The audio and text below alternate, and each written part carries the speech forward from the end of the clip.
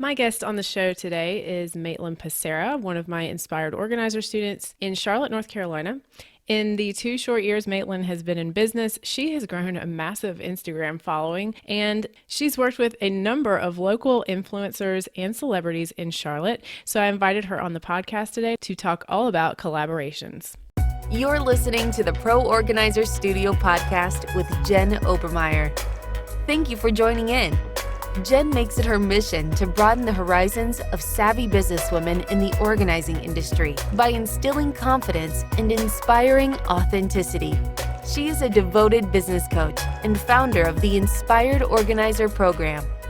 Each week, you'll gain new insight into strategies designed specifically for professional organizers. And now, let's get started. I am super excited that Matlin Pessarra is on the podcast today. Welcome, Matlin.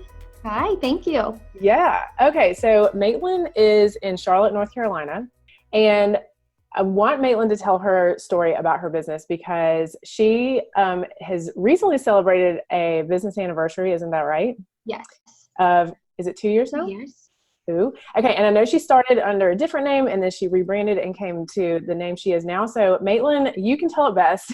Tell us all about your journey as a professional organizer. Okay.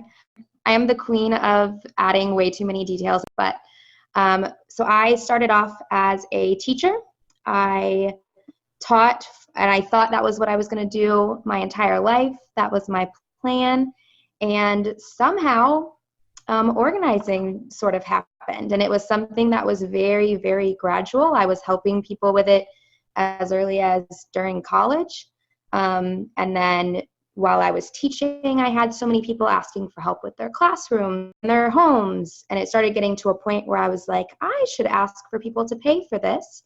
I am being way too generous. So I started doing a little research. I started, realizing that it was worth something. And I found Inspired Organizer. And that was kind of like my big push to be like, okay, like I could do this full time. I had been doing it as a little side gig, but I just kept thinking, am I going to be able to live on my own with this? I think that was my biggest worry. I was young. I still am young. I was on a teacher's salary. I'm single. So it was kind of, can I do this on my own?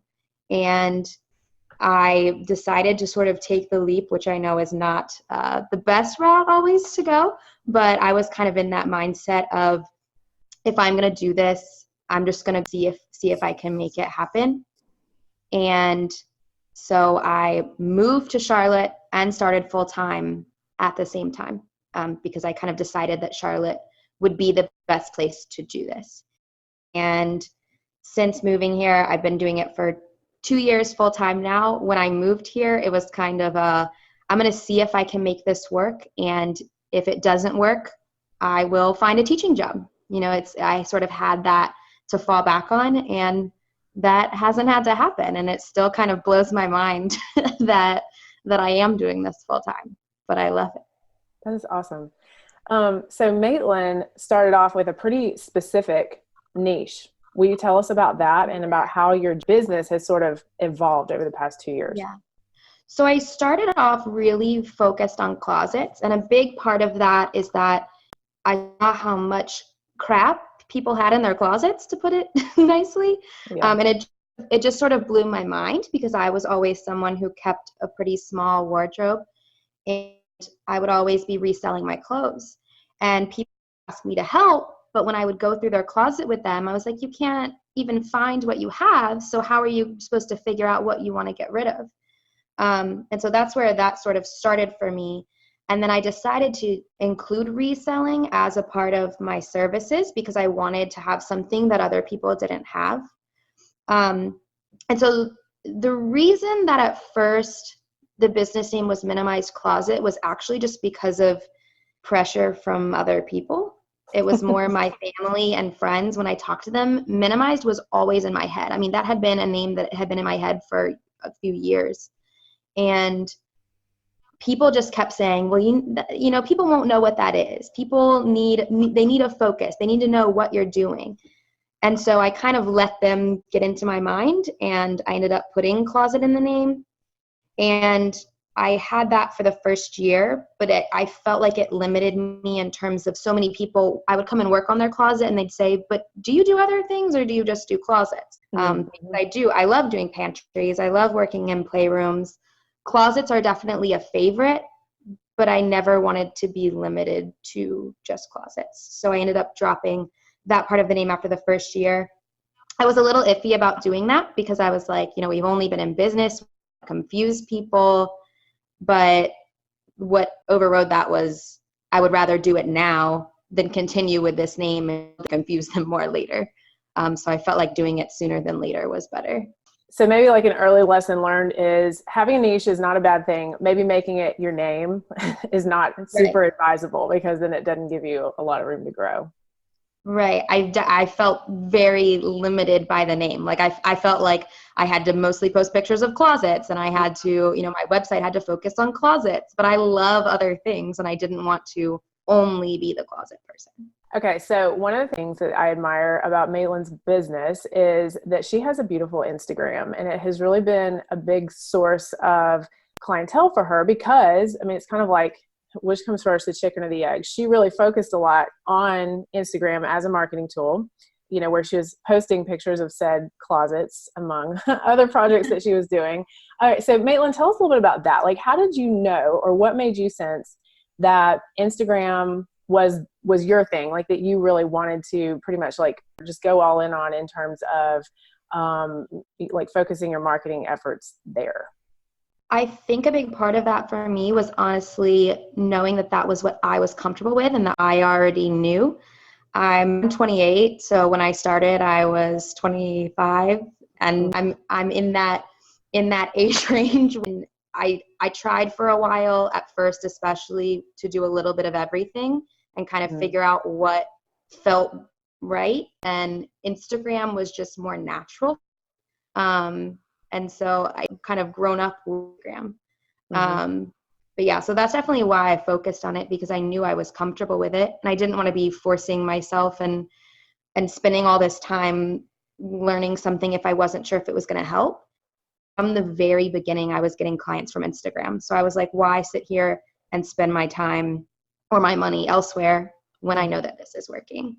Totally. So, and to your point, just like you said, it's not everybody's thing. Like, it is not what everybody feels comfortable with. And so I know often people kind of like fling a little bit of effort towards Instagram and they're like, well, that doesn't work. And then they, move on to the next thing. And the truth of the matter is it just might be not the language that they personally speak. And maybe their ideal clients are somewhere else. So, so you said from the very beginning, putting your efforts into Instagram paid off for you in terms of getting clients. So tell us, like, even with like a really small following, you were getting local clients in Charlotte?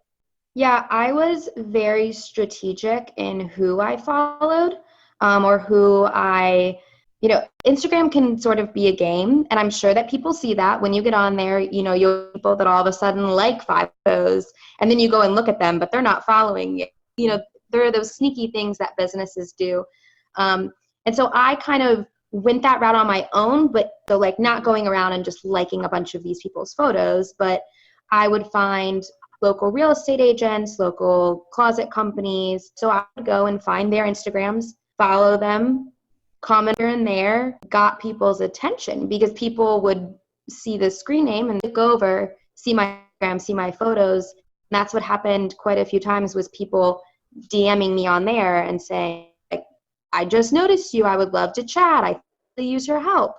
And so I was literally spending time putting myself in front of them, but trying to do it in a more genuine way, whether it was commenting a picture of their daughter, something about how cute it was, or, just small things like that. And they think, oh, who is this person? And go and see the rest. Do you remember, like, in your first year of business, how many followers you had? And then like by now, like your second year of business, how that compares? I remember it growing very slowly at first.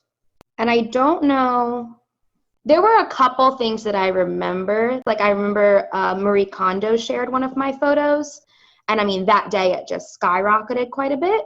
And then, once you hit that 10,000 mark, it just keeps growing pretty quickly, I feel like. And I think for me, that happened maybe a little over a year in that I hit the 10,000. But since then, it's been growing pretty consistently. There are always bursts here and there. And I will say finding the right people who say that they will share things for you is definitely a huge boost. Okay, that's awesome. All right, so I know a lot of professional organizers out there who are listening are curious about the world of like collaborations. What does the word collaboration even mean? How do I do that intentionally? Does it just happen? Do I have to be an Instagrammer to like get a collaboration? And at Matlin, I know will be modest and won't say this, but she has landed some hugely amazing opportunities in Charlotte that she would put under that heading of collaborations. And so, Matlin, if you can just kind of speak generally, like how exactly did people approach you the first time? For example, like you said, like a blogger or like a local influencer who said, let's work together. I'll share out your profile. I'll share our project. Like, can you give us a glimpse as if we have no idea? How did it happen? What did it feel like? And then what happened afterwards? Okay. I feel like I can give a little bit of a range here because there's definitely different ways and different things that have happened. But I did notice early on as about like 5,000 followers, a few like local bloggers reach out and say, hey, I love what you do. I would love to do some sort of collaboration. And luckily, I am more Instagram savvy. And so I would take that next step of going and looking at their Instagram, seeing who's following them, seeing who's engaging with them. Because from what I found, a lot of times those people that were reaching out to me probably wouldn't have been the best. It would have been me spending my time and energy on something that probably wouldn't have given me much in return and was probably just some people wanting some free organizing. Yeah, good point. And I think that's like a common fear, right? Of organizers who are like, I had somebody approach me and I have no idea how to respond. Right. Yeah. And in terms of that, I would just say that I wasn't doing collaborations at the moment, but like, thanks for reaching out and whatever. But you have to be sure that those people have a following that's going to help you. And so one of the big ones that I got, it was actually from, like I said previously, how I would kind of position myself in a place where they would see me. I had followed this woman on Instagram and she posted in her stories one day, just one of those fun ask me anything question boxes. And she is a big personality. Part of her whole thing is that she does run a small business. And so I tried to take an opportunity to ask her for her advice within that. And so I said, hey, I would love to know, like, female to female, like how it's been running your business. What's been your biggest challenge? Ended up not responding to my question in her stories, but 2 days later sent me a DM and was like, oh my gosh, I just saw your page when you asked me a question. I would love to chat with you. I love what you do. And so we actually connected in more of a I would love to give you advice sort of way. That's nice. Yeah. Yeah. She wanted to talk to me and was like, I love what you're doing. I would love to chat with you and tell you about my business. And from that, casually, I don't know if it was her plan within it, but it just sort of came into conversation like, oh, well, I would love to help, maybe we could do something together. And so that for me was nice because it wasn't one of those awkward, let's collaborate and me being like, I don't know what to do. Should I ask for something, so that was more natural. And that was a nice way to kind of start by just bringing it into conversation. And we literally sat down and discussed, like what would be helpful? What could we talk about? And she had a lot of ideas and, said, oh, I'll post a blog post and I'll do this on my Instagram stories and I'll do this in my posts. And she was also very respectful of my time. And she said, how long or like how many hours do you think you would be willing to do with me in exchange for those things? Which, like I said, this was ideal. I've had situations that were not that ideal. Um, so I told her how many hours we would do for that time. And then after we finished that, she was like, well, I'll just pay for the rest. So much for doing that first part for free. And in exchange, what we got from it was, I mean, by far enough to make up for that time that we spent. That's awesome. So not just in terms of like more followers, but also more clients that came from those more followers, right? Yeah. And I mean, that's the biggest thing. I feel like on Instagram, so many people look at follower count, but I'm sure there are tons of people out that huge follower account who aren't actually paying for sessions or anything. It's all about where those followers are. And so that's something that I am super proud of when I'm always checking my audience, who they are. Like 90% are in Charlotte. And so I am attracting those people that are nearby. That is truly awesome. And so it sounds like with that one, you know, she's like the definition, it sounds like, of a local influencer, meaning when she says Matlin and her company is amazing, other people who are just like her, who are ready and willing and able to pay for services like this, they listen, you know, Right. like they are influenced by her opinion. And in addition, it sounds like you guys almost had a little bit of a mentoring relationship, which is like another just added bonus of actually reaching out to people, which is great. And I think in general, that's some people who don't understand influence. I think that that's a big thing that sort of needs to be explained sometimes. And I mean, even my family that I've talked to about this are like, oh, those people that go on Instagram, you know, show a little ad for this weight loss product or something like that. Yeah. I think that's what people think of.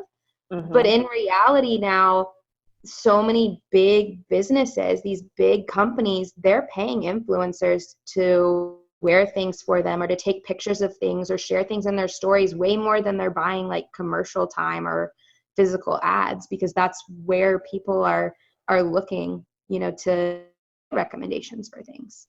Yeah, absolutely. It's definitely a growing advertising strategy. Yeah. I mean, you hear, like, I don't know if any of you ladies listening listen to like Gary Vaynerchuk will say influencers, like that is really the advertising of the future. Is it's much more organic. It's like it's in your social media. It feels like getting a recommendation from a friend. And you guys know, like, influencer businesses are now like, they're, you know, being a blogger is like a legit business model because you're getting, you know, sponsorships or brands are paying you to do certain things for you. In fact, another one of our fellow Inspired Organizer members, Kate Jones, she was on a past podcast episode. I mean, she now focuses on organizing for influencer businesses, which is very forward thinking because, again, that's where the industry is headed. So she's like really helping bloggers and Instagrammers take what they do really seriously and have systems and stuff for their business. So that was just a little side note. If you guys didn't hear that podcast episode, it was really cool. Okay, so Matlin is, you know, really more of the expert on, you know, collaborating, not just with other influencers, but with some of those even celebrities that she mentioned earlier. So tell us a little bit about that experience, because I know that's got to like be heart stopping the day that somebody you actually recognize from TV or the internet reaches out to you and is like, hey, can you come organize my closet? So describe for us like what that feeling is like. I was super nervous. I grabbed one of my assistants and was like, you are coming with me to this first meeting just in case I like act a fool, you take over. I mean, in general, you know, I'm definitely not one of those people to like get all giddy in front of someone, but I was just like, oh my gosh, like, I hope she likes me. I hope she, you know, I mean, she's someone who has a big circle here. And I mean, it's even, I don't know if you've seen, but she was recently on a TV show. On the TV show, one of the other women was like, you need to be on her good side or you are nobody. And I was just like, I was terrified. But I had to remind myself this was reality TV and they're probably being uber dramatic. But yeah, I mean, it's, once I met her, it was fine. Like driving up to the house was just so surreal, like this giant, biggest house I've ever seen in my life. But you know, once I was sitting down with her, it was just one of those reminders of like, she's a normal person. You know, she's a normal person who has ended up in this very extravagant life, but she's still normal. And it was one of the funniest things too, working through her closet, because she gives off a very glamorous vibe. But she did have like some super, super nice things, but she also had a ton of like consignment stuff and like Forever 21. And she was like, I don't care, like as long as I feel good in it. It just made me love her more, you know? That's awesome. So, okay, so let me ask you a little bit more about this. So, you know, in terms of like collaborating, I'm using air quotes right now, everybody, collaborating. How did they straight up pay you, or did they sort of, you know, get you more clients? Like how did that like really benefit and grow your company? Yeah. So her agreement with me was, you know, so we did 2 sessions with her, which I do 3-hour sessions. So it was six free hours. And in exchange, she did 2 blog posts. She did a bunch of videos with me, which are on YouTube, that are just like focusing on organizing certain aspects of your closet. She did Instagram stories every time that we were there, and like posted on her feed about it. And so, I mean, just from that, yeah, we got a lot of new followers, but the clients from it were what definitely made it worth it. Okay, that is awesome. Because it's true, right? That like once one really, really amazing client has kind of vetted you and trusts your company and knows that you guys do great work, it is infinitely easier to be referred to all of her equally fabulous friends, right? So that's another huge benefit of, you know, collaborations, is collaborating with the right person, and that leads to more, you know, more great projects and more big clients like that. And in reality, you know, she could have paid for that. That was sort of just like the friendly way to get in the door and kind of build a rapport with her. That is awesome. That's really good.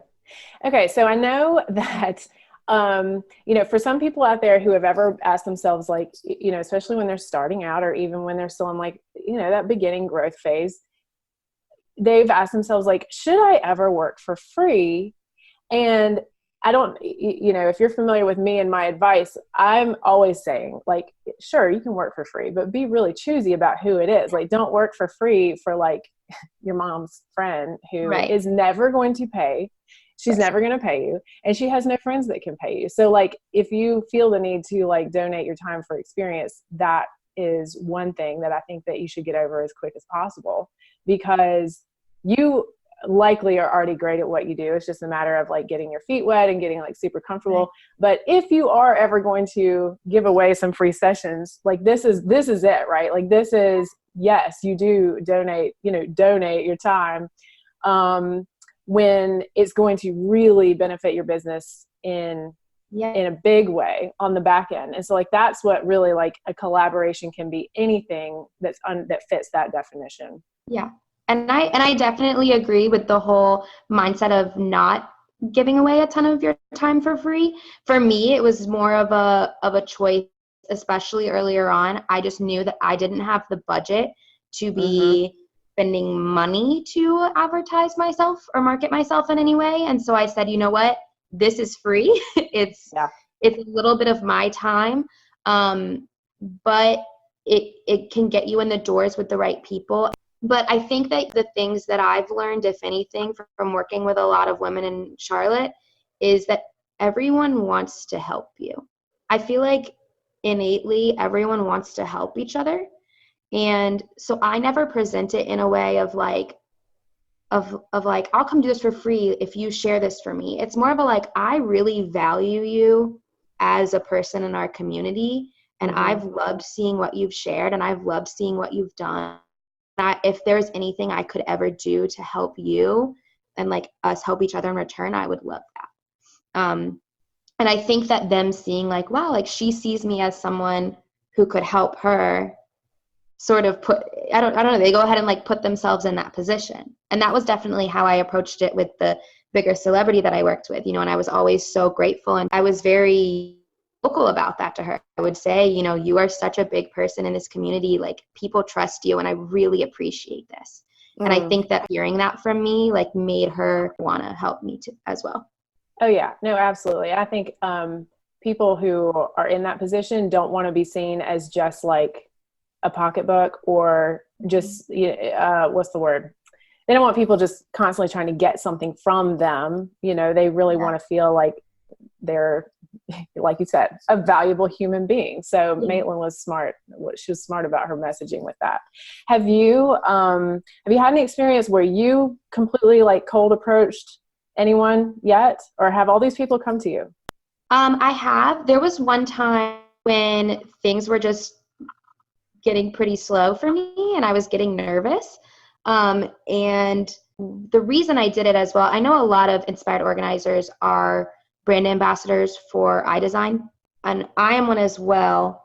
But so they'll send product for whatever project you want to work on.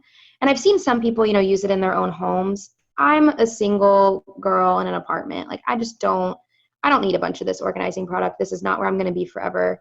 And so I've tried to do is use it in a way that benefits someone in my community, but I've been strategic about that, and I've tried to think about, what would also get me recognized at the same time. And so I have reached out to a few there's a lot of like big foundations, the nonprofit organizations around here. And so we've done a few collaborations with them where, I'm coming in for that free time. The product is all free because iDesign is already sending it. Yep. So in that way, it's kind of like a three-way collaboration. That's awesome. So we're all sort of trying to benefit each other. And so that's when I have reached out, is to do those sessions with like one that we did locally was, there's a mom whose daughter passed away when she was very young, and now they run a nonprofit that helps families who have young kids that are having to deal with all these things. I mean, they help them with everything from like travel to the places to stay to dealing with the financial burdens. And so we went and helped her with her whole home office. And so the intern shared that. And there are a lot of big, athletes, celebrities in Charlotte who support that foundation. So it was like a good way to put in front of them again, but in a different way. That was genius. Super smart. Okay, last question. Have you ever felt like someone was trying to take advantage of you through a collaboration? I don't think that people have gone in with the intention to take advantage, but I think that throughout the process, I have felt they are trying to take advantage of me. And I think it's just something that you have to stick to your guns and stick up for yourself in general. And if you agree upon something from the start, then make sure that that's what's happening. And to be completely honest, in general, my collaborations have been so friendly and casual, but I have thought about the idea of having some sort of specific contract, and it is something that is probably a good idea to have, because I have had a couple of times where people just keep trying more out of me. It's more of my time or more supply shopping to do it, and it's awkward in that moment. Like, I'm already working on this project and I would love to continue helping you, but this is running me dry. And so in that case, I have stood my ground and said, well, I would love to help you. If you want to do more than that 6 hours that we agreed upon, then I'm going to have to charge you for those hours. So just let me know if you're okay with that. Because a lot of times people will say like, oh, well, can you come back and do this too? Or can you come back and do this too? And I think that they're expecting you to just keep giving. Okay, so another big lesson learned is, not just a verbal agreement of the scope of work, but a written agreement, even when there's no money exactly changing hands, still having a contract signed that kind of outlines like, of course, all the liability stuff, but also outlines like, hey, here's what we're doing. And it might be a pro bono or it might be like a trade situation, but at least you have that in writing somewhere so that if anything goes wrong, where they're like, hey, we're friends now, so of course you want to keep hanging out with me. You can just point back to the contract and say, okay, cool, we agreed that you would pay for anything beyond this amount. Yeah. Okay, that's a good reminder for everybody. Okay, so Matlin, do you have any just parting tips? I know because I've known you since the beginning of your business, which is incredible. And I remember, I can just tell when someone is doing all the right things when they're starting. And I know that you were one of those people who you were an action taker. You're super coachable. And now I couldn't be more proud to see you where you are. Not that I take credit for all of that by any means, but what tips would you give someone who is in your shoes where you were 2 years ago? For one thing, I would say to believe in yourself and know your worth. I think that most of us who find ourselves coming towards this profession are people who it just seems so natural, and we forget that it's not common sense to everyone else. And so realizing that you're worth what these people are paying you, and also just surrounding yourself with the right people. I think that you can never go wrong with surrounding yourself with people who are also doing great things, whether it is organizers with an Inspired Organizer or people in your community. Just don't try to do it all by yourself. That was a big struggle of mine at first. Sometimes I find myself falling back into that. But luckily now I do have my assistants to sort of bounce things off of, and I have them for that a lot of times. But just to use the community around you to, be building them up, because when you're building other people up, they're going to want to build you up too. I love that. That feels really good. I am just so happy to see you living your passion and for you to be doing it in your way, which I think is super important. So yes, thank you for coming on the show to share your story. Can't wait to see where you're going to be in 2 more years. Whoa. I'm excited. Okay, so tell everybody where they can find you, website, Instagram, and any other goodies that you have. Well, our website and Instagram are Get Minimized, which really confuses people, but it is what it is. The name is minimized. The website and Instagram is Get Minimized. Definitely do most of our interacting on Instagram, so that I would say is the best place to find us. Wonderful. Okay, so go check her out. Send her some love. We do have a free podcast group now on Facebook that if you guys have not joined yet, please come join. You can find out a little bit more about who our upcoming podcast guests are. Of course, we post all the new episodes when they come out, and you can comment on Matlin's episode, ask her more questions, send her some love. Go stalk her on Instagram, YouTube, and all those other places. Thanks, girl, and thank you, everybody. Thank you. See you next time.